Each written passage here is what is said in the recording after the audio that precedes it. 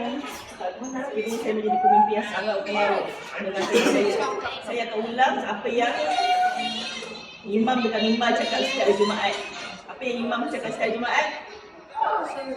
Adik-adik lelaki, apa yang imam cakap setiap hari waktu khutbah hari Jumaat?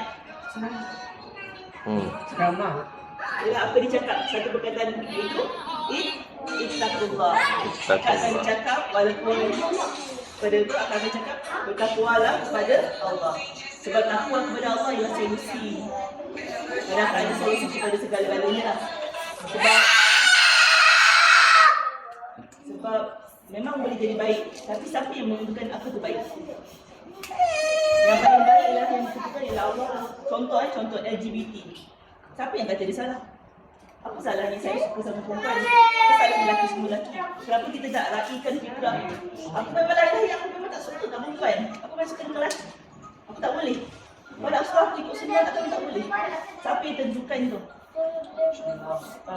Jadi bila Allah dah bagi kita garis panduan, kita bertakwa kepada Allah, itulah solusi kepada semua perkara. Kita bawa rahmah lah. Itu saja. Saya kata bertakwalah kepada Allah.